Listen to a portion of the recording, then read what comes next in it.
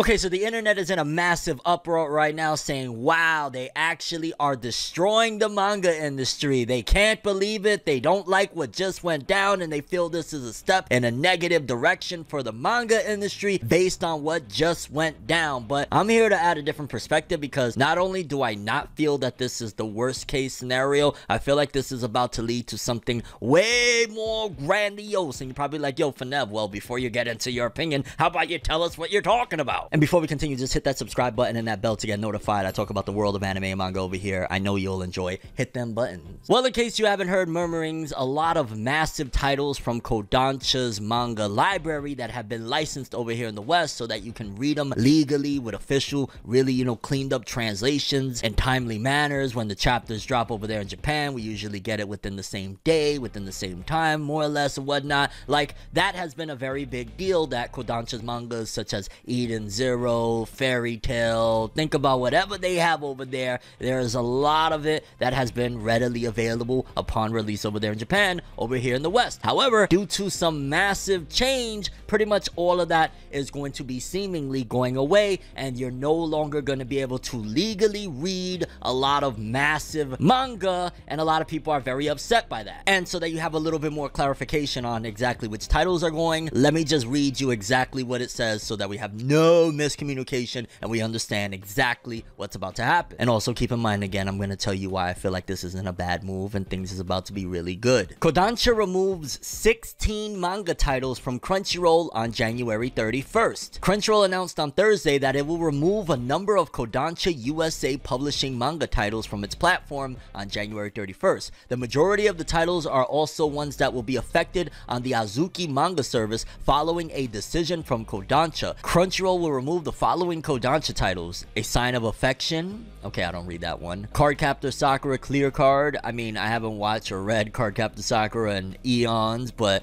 I'm sure there's some fans that might be disappointed. I'm not too sure about A Sign of Affection. I think that's actually big. I've heard people talk about it.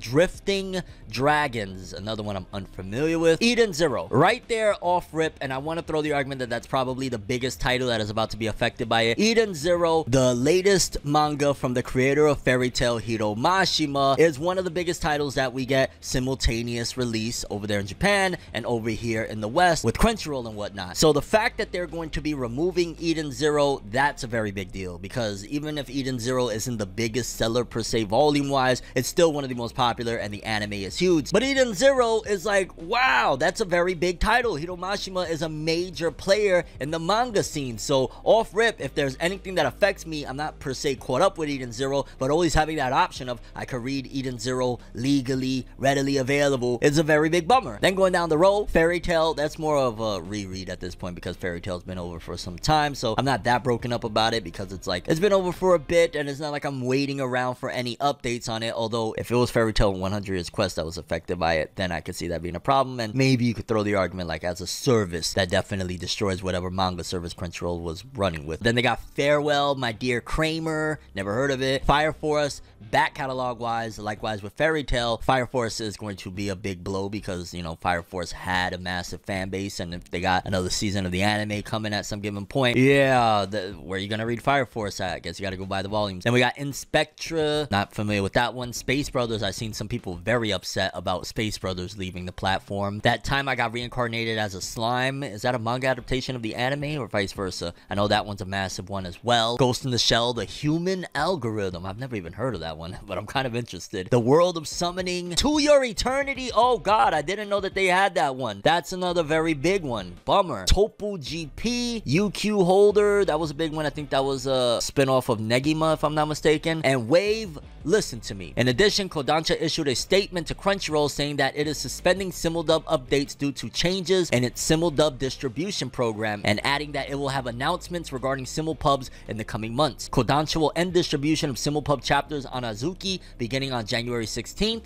On January 31st, previous Simulpub chapters from Kodansha's titles will be removed on the service. Azuki stated that this is a policy change on Kodansha's end that affects all of the platforms they distribute on. Azuki confirmed with Anime News Network that other chapters, including early non-Simulpub chapters of some of the series listed, as well as non-Simulpub series, will remain on the service. Now, I'm going to tell you right here why I think that this isn't necessarily the worst move possible, and that's that more than likely likely what's happening is Kodansha saw, wait a minute, Shonen Jump has been establishing a foothold in the digital manga arena over there in the West for like, what, 4 years now? Has it been 4 years? Shoot, I think they launched that at the end of 2018. Yeah, like, yo, we going on 5 years that Shonen Jump has been readily available, that people have been paying the $1, $2 a month for the service. They've been slowly but surely building over here, while Kodansha, all of their manga have been pretty much stuck on Crunchyroll. And I'll be very honest with you, like, I've never been that gung-ho about going over to the Crunchyroll manga app. Oftentimes it would crash and I'd have to relaunch it and stuff like that. Like, their app wasn't the greatest and the marketing wasn't great around it. Like, just in general, it felt like, despite the fact that all these titles existed on there, it's very few and far between of people that were actually going to read them over there. They're reading those translations but on other services, and most of the time they don't benefit the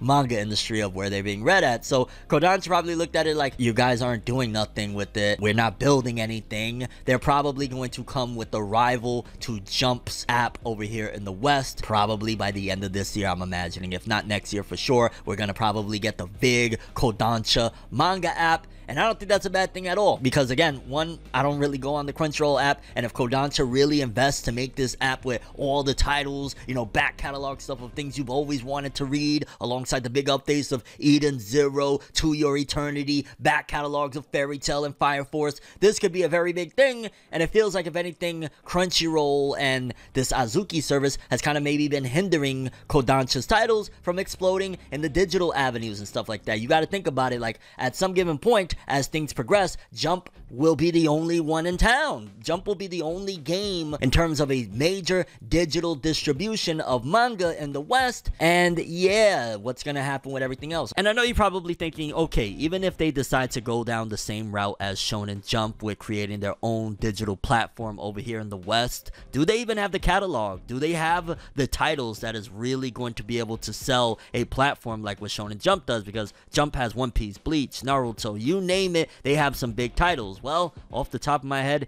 here's some titles that is gonna probably make you think, okay, wait a minute, maybe this Kodansha platform ain't such a bad idea after all. Because they have Attack on Titan, Tokyo Revengers, Fire Force, Fairy Tail 100 Years Quest, Eden Zero, Brave Master, Hajime no Ippo, To Your Eternity, Seven Deadly Sins, Four Nights of the Apocalypse, Ajin, Alita, Blame, Parasite the Maxim, Vagabond, Kindaichi, Great Teacher Onizuka, Blue Lock, Vinland Saga, Noragami, Witch Hat, Nagatoro, Space Brothers, Flowers of Evil, Orient by the creator of Magi. No, it's not Magi, and Magi's not there, sadly. Shaman King, Inuyashiki Classic, Initial D, Mysterious Girlfriend X, School Rumble. And again, these are just a few off the top of my head alone. Not to mention that they got stuff coming. They got Gachi Akuta rolling. They got Go Go Ranger Reject. They got a lot of different titles that can easily sell and make a platform that'll be very much so viable and palatable. I mean, if they make an Attack on Titan or a Tokyo Revengers spin-off of any sorts already right there, that'll sell it alone. So yeah, they've got the catalog to create a rival to Shonen Jump. Very much so. It's just a matter of utilizing what they got and creating their own in-house infrastructure. Of course, essentially, that would mean that Jump has a monopoly in that stronghold. Kodansha coming in, that would be healthy. Now, again, not to say anything about, like, because Jump's prices have been great and Jump has been giving us, you know, the chapters and all that stuff. So I'm not here to shade what Jump has been doing in the West, because I gotta applaud them. I feel like they've made massive strides from the days of us getting the physical magazine and we're like 200 chapters away from the Japanese release. We've gotten and we've come a long way, but yeah, I feel like Kodansha coming in might push them to make moves quicker. Like, for example, it was for the longest time that you couldn't even read Hunter x Hunter, despite of course them having all those chapters on the Jump app. It wasn't until Hunter x Hunter returned this time around that they finally put a lot of the back catalog of Hunter x Hunter chapters that you could read. Now with Kodansha, if they start, you know, making some moves, they get some big titles, you know, when Gachi Akuta starts getting an anime and stuff like that, all of those big titles now can lend itself to allowing to make a big platform that could possibly rival Jump and push push Jump to make other moves. Again, pricing wise, it'll also help to probably keep Jump at bay. If they're over there, like, you know, let's just say they start off at 99 cents. I think the Jump app right now has jumped up to $3 if I'm not mistaken. Now it's $2.99 to keep Jump's price from, you know, just completely going off the chains. And honestly, yeah, it's disappointing right now because as it stands for the foreseeable future until Kodansha makes their next move, Eden Zero and a lot of other manga that are currently ongoing won't have updates any longer. So definitely I completely understand the downside in that aspect, but if Kodansha comes out swinging with this big app with all these back catalogs and you could read, you know, all of Tokyo Revengers, all of these manga all in one place for free for a small fee of $1 or $2 a month, I say absolutely I'm here for it. So I'm trying to look at the bright side of things. It might right now seem a little grim that all of these manga are going away. By the end of the year, if not by next year for sure, I am willing to bet Kodansha is about to come and shock everyone and bring the rival to Shonen Jump's app, and